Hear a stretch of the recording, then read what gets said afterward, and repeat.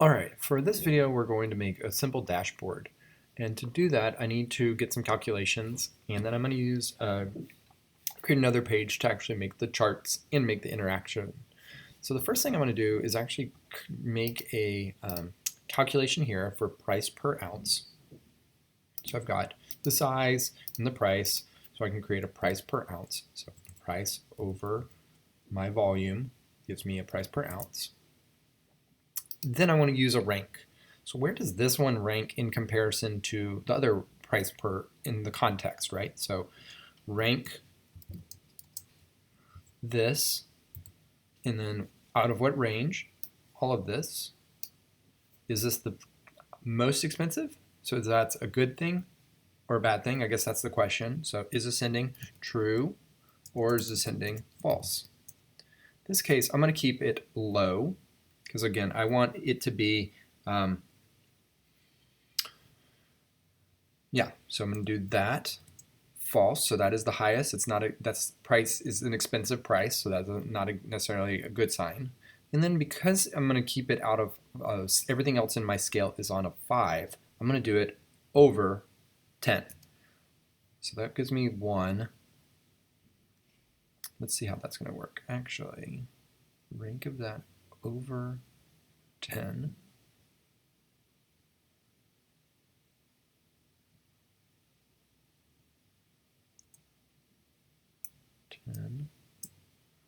Times 5.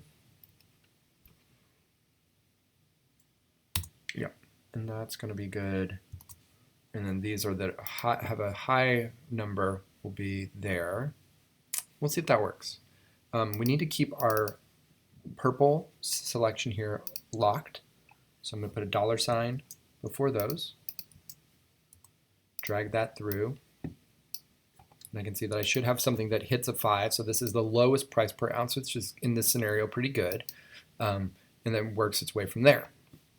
So for overall, I'm going to get an average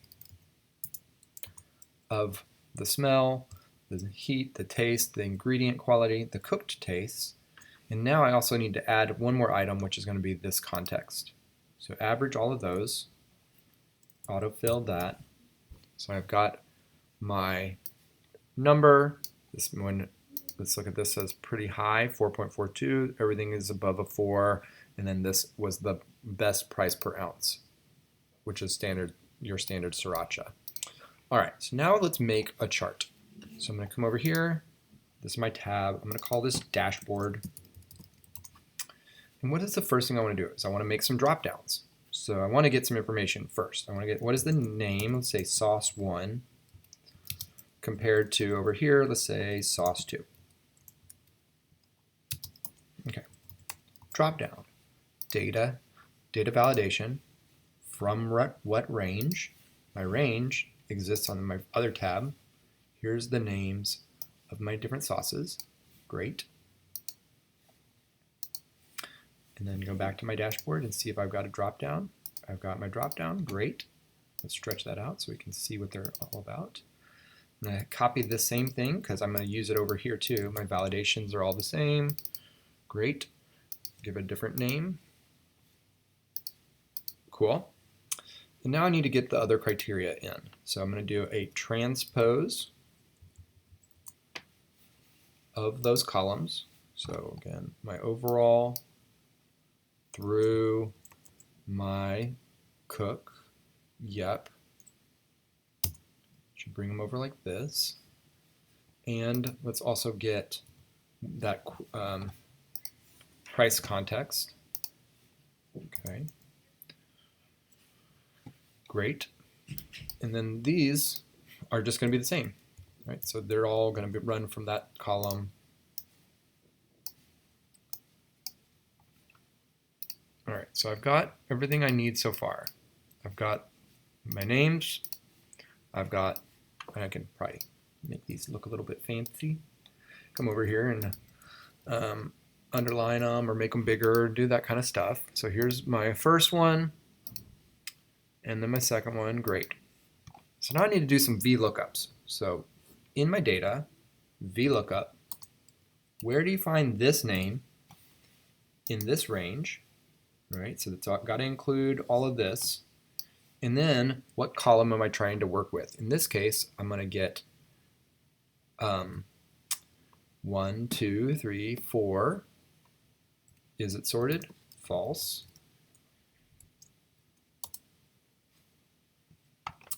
And the same thing is going to be, it's always going to be A to M, right? So let's confirm that that's the case. Dave's 3.83. That worked. Copy this, paste it over here. Yellowbird 4.8, Yellowbird 4.8. Great. So it's working, the drop downs are working for the overall calculation. Awesome. So now let's do the next part. So I need to copy probably B1. I need to copy that through everything. But instead of 4, now I say a 5. Instead of a 4, I say a 6.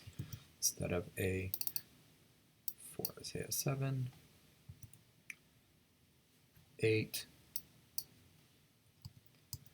9, and then the cooked taste is where we get something different, right? Because the price context, cooked taste was 9, not 10, not 11, not 12, 13. So let's say price 13. 3.5, Yellowbird, let's confirm that that worked. Yellowbird, hot sauce, 3.5, context, great. If I change it, everything should change. That looks great. Great. Same idea, copy all of these, because now I have that locked in position 1. I should just be able to paste them and see that works throughout the whole thing. I'm going to confirm that it's the same just by clicking the same exact hot sauce, 2, 3.5, 4, 3.5. All of those things worked. Cool. Now I'm ready to make a chart. So the first chart, grab. We're going to make a chart type of what's called a radar chart. So when I grabbed it, it automatically knew what to do. I won't need some of my labels. Don't need these labels. And then this is just going to be, I can just say sauce 1.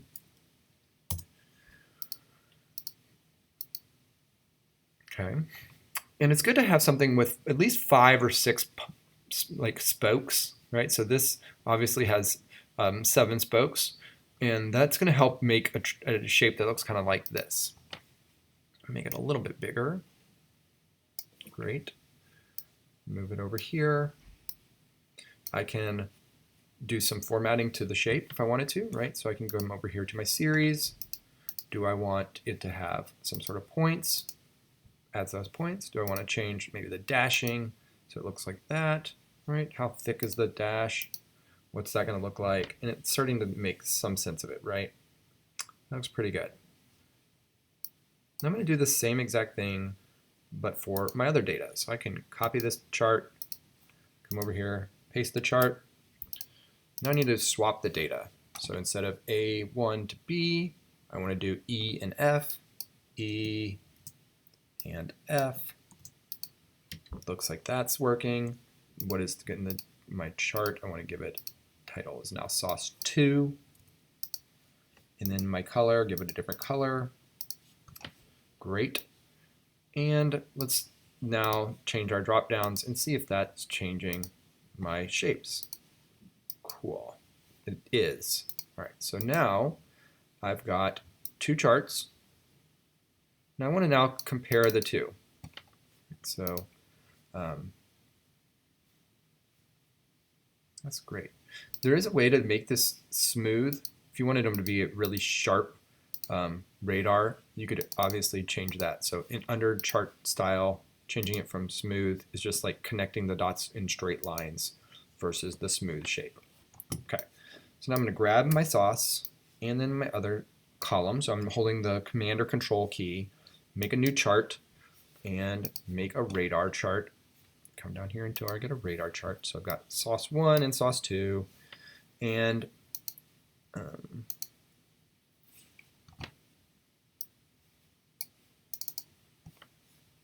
let's get our data right. So grab another range, grab this range, come in, Yellowbird. So now I've got two of them interacting with each other. That's looking good. I'm going to stretch this out again. I'm going to get this heading out of the way and maybe make this a little bit longer.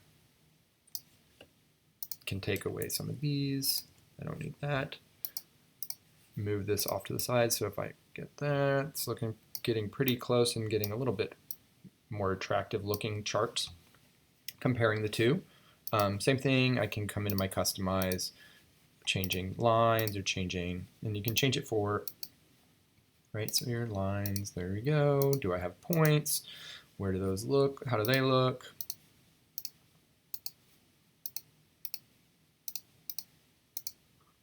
Something like that. That's looking pretty good. So I've got my sauce. As I change this, I should see the shapes are changing. Reflects here, and it reflects in the middle, right? So I've got two. That's the same on both sides. So let's say, there we go. So this has a better smell. Dave's is winning in smell, but not in taste. And overall, both of them, price-wise, are pretty poor on our price context. The price context, again, you could decide how important any of those things are when you look at your data. Great. So again, that's what this should look like. We're going to call this a dashboard because we're making the user have interaction. It changes dynamically using these VLOOKUPs, changes what our data is. And that is how we're going to do that. You'll create your own on your document. So again, we're going to work through this together, and then you're going to create one all on your own. If you're looking at how rank works, so in this case, I've got rank is the price out of the range of prices, it's not sorted, over the count number of items times whatever my value is. If you're doing all of your scale is on a 10-point scale or a 100-point scale, and you want to have where is this out of 100, you would do your rank divided by the count times whatever the value is you're trying to use as your guide. Again, having a consistent max along the edge here will make it to where your shapes will look similar to this. If you had one of these values is 100 and everything else is 5, the scale here is going to change to the max value, and then all of them will look really tiny except for one thing will be really out on its own, and that's just going to look pretty strange. If you have any questions, let me know, and I think we'll have a great project using VLOOKUP, data validation, and radar charts. Thanks.